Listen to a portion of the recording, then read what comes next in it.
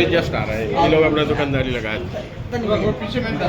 एक और दुकानदार आ गए। हाँ। विपक्ष में कोई ऐसा चेहरा, प्रधानमंत्री का चेहरा कौन होगा? जब जनता पार्टी बनी थी तो उस समय भी कोई चेहरा नहीं था, लेकिन बनने के बाद चेहरा आ गया। जनता दल बना था, उस समय भी कोई चेहरा नहीं था, लेकिन सरकार बनने के बाद चेहरा आ गया।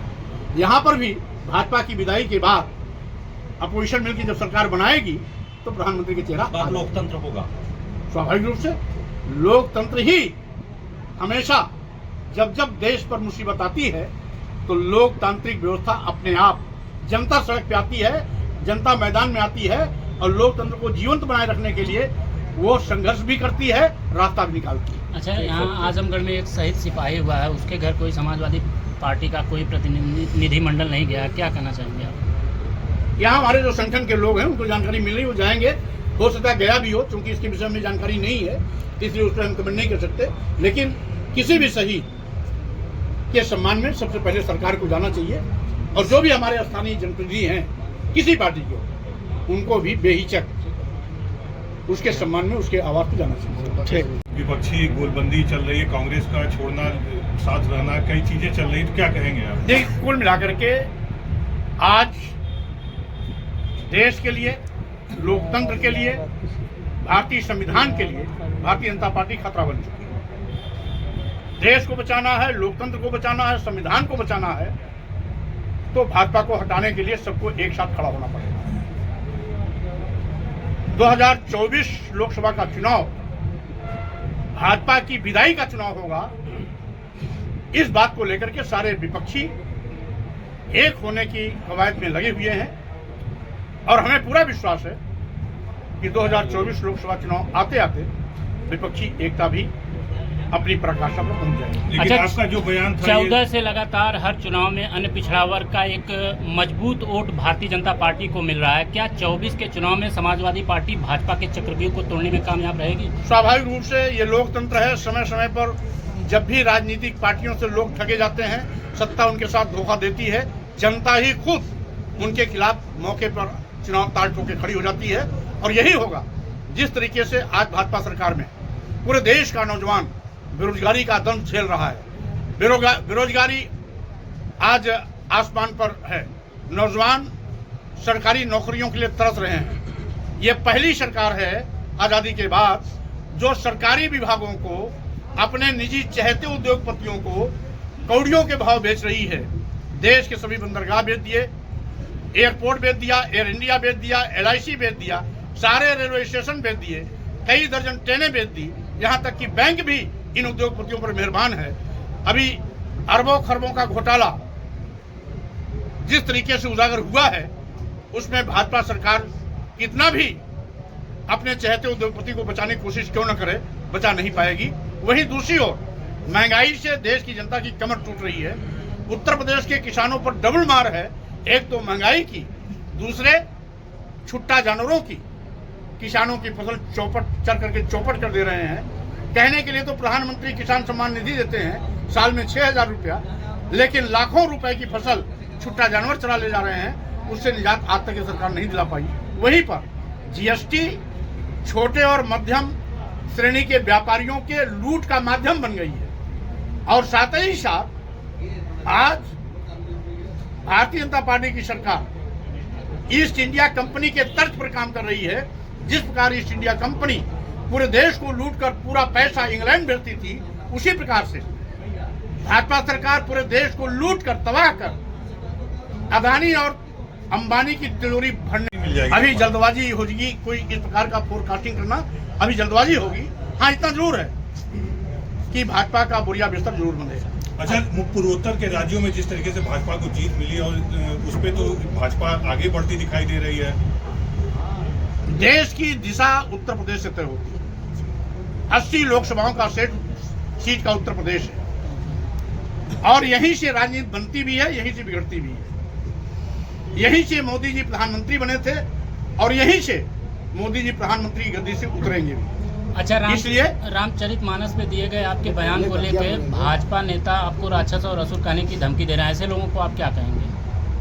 अब जो जिस चरित्र का होता है दूसरों को भी अपने चरित्र के मानक पर तौलता है। जो खुद शैतान हैं, जो खुद दुष्टता करते हैं, दूसरों को नीच कहते हैं, अधम कहते हैं, प्रताड़ित करते हैं, अपमानित करते हैं, सिर काटने के लिए इनाम देते हैं, 51 करोड़ 21 लाख का सुपारी देते हैं, जीभ काटने के लिए 5 लाख 11 लाख की पैसा देते हैं, और हाथ काटने की बात करते हैं, कान नाक काटने की बात करते हैं, 5 लाख की तलवार खरीद करके लहराते हैं कि हम स्वामी प्रसाद मौर्य की हत्या कर देंगे। अब बताओ, इनसे बड़ा आतंकवादी कौन होगा, इनसे बड़ा शैतान कौन होगा, इनसे बड़ा कसाई कौन होगा? ये क्या कहते हैं वो माने नहीं रखती।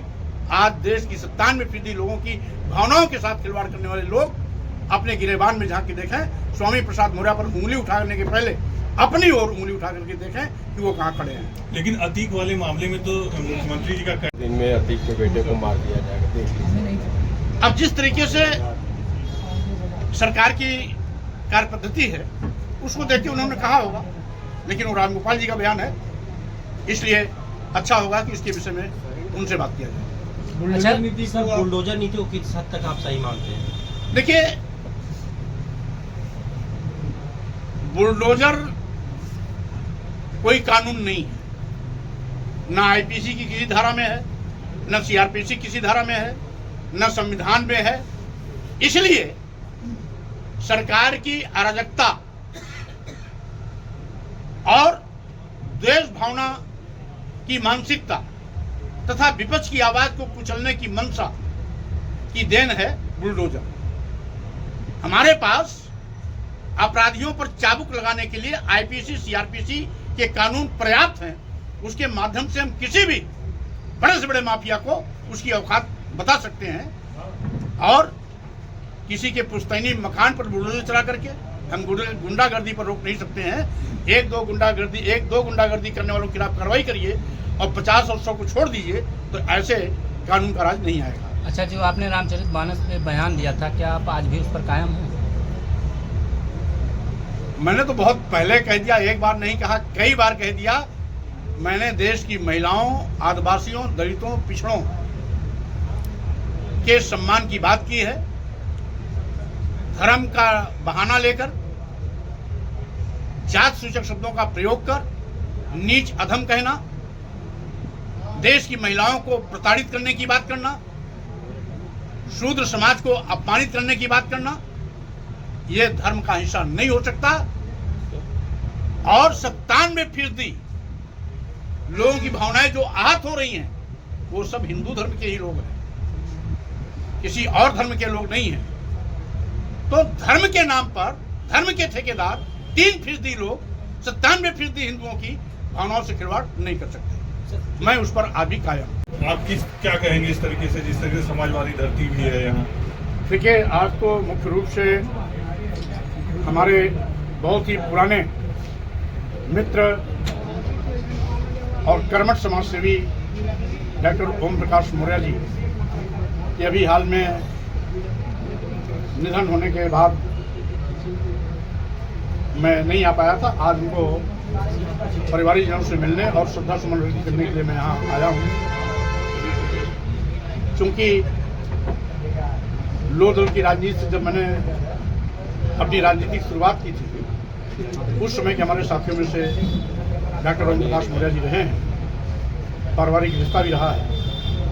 मेरा आना जाना यहाँ प्रायः होता रहा। कई ऐसे मौके आए जब मैं यहाँ रात भी रुका हूँ, तो स्वाभाविक रूप से पूर्व से कार्यक्रमों की अति व्यस्तता के नाते, बीच में ना पाने के नाते आज यहाँ पर उपस्थित हुआ, परिवारजनों से मिला और अपने प्रिय मित्र ओम प्रकाश जी को श्रद्धा सुमन भी अर्पित किया। अच्छा, नगर निकाय चुनाव को लेके ओबीसी आरक्षण सर्वे का काम पूरा हो चुका है। क्या आपको लगता है कि सरकार पिछड़े वर्ग के लिए घोषित सीटों पे फिर से समीक्षा करेगी? देखिए, कुल मिलाकर के अभी तक जो भाजपा सरकार का रवैया है, जिस तरीके से सरकारी नौकरियों में अनुसूचित जात, अनुसूचित जनजाति और पिछड़े वर्गों के आरक्षण पर डकैती डाली है, इनके हिस्से की सीट को भी अपने चहेतों को बांटा है, उसको देखते हुए इनकी नीयत पर हमें खोट है। सरकार पर हमें भरोसा नहीं है कि समुचित रूप से आरक्षण का लाभ देंगे। हाँ, इतना जरूर है कि प्रकरण माननीय उच्च न्यायालय के विचाराधीन है और माननीय उच्च न्यायालय का जो भी निर्णय होगा हम उसे स्वीकार करेंगे। अच्छा, अगले साल लोकसभा चुनाव जो होना है उसको लेकर समाजवादी पार्टी की क्या काम की है? देखिए, भारतीय जनता पार्टी झूठ की खेती करती है। अभी यही भारतीय जनता पार्टी कहती थी कि अखिलेश यादव की सरकार में 86 एसडीएम में 56 एसडीएम यादव हुए थे। एक मुख्यमंत्री इस प्रकार की बात करता है, जबकि लोक सेवा आयोग उसके अधीन है, सारे मेंबर उसके हैं, सारे चेयरमैन उसके हैं। उनको तो आंकड़ा मंगा लेना चाहिए। अखिलेश यादव के 5 साल के कार्यकाल में कुल 110 एसडीएम का चयन हुआ था। 110 एसडीएम में 14 यादव एसडीएम चुने गए थे, 20 ब्राह्मण भी चयनित हुए थे। तो न 86 का आंकड़ा सही है न 56 का आंकड़ा सही है। 110 में 14 एसडीएम यादव समाज के, तो 20 ब्राह्मण समाज के भी। लेकिन वो माफियाओं की बात करते हैं कि सपा के राज में माफिया बहुत पले बढ़े और उसी का नतीजा कि अतीक अहमद आज इतना मनोबल बढ़ा कि इस तरीके से गनर को मार रहे हैं और गवाह को मार रहे हैं। शायद भारतीय जनता पार्टी अपने पिछले इतिहास को देख ले, आपराधिक घटनाएं बेतहाशा इनकी ही सरकार में होती थी। आज जब तक भाजपा सत्ता में नहीं थी तब तक दंगों की बौछार थी, और वही दंगा कराने वाले लोग जब सत्ता में आ गए तो दंगा अपने आप खत्म हो गया। तो इसलिए आज ऐसे लोग कुछ बोलने के पहले उनको तौलना चाहिए अपने पर कि एक मुख्यमंत्री अगर कोई बात बोलता है तो तथ्यों के आधार पर बोलना चाहिए। सरकार के पास सारे आंकड़े होते हैं, कितने हिस्ट्री स्ट्रीट अपराधी हैं उनके पास लेखा जोखा होता है। 1-2 हिस्ट्री स्ट्रीट अपराधियों के खिलाफ कार्रवाई करने से सारे आपराधिक कृत्यों पर रोक नहीं लगेगी। अगर सही मायने में नियत साफ है तो सारे माफियाओं के खिलाफ कार्रवाई करिए, तब जाके कानून का राज बनेगा। 1-2 के ऊपर कार्रवाई करने से, 1-2 के घर पर बुलडोजर चलाने से नहीं बात बनेगी जब तक सारे माफियाओं के यहाँ बुलडोजर नहीं चलेगा। प्रोफेसर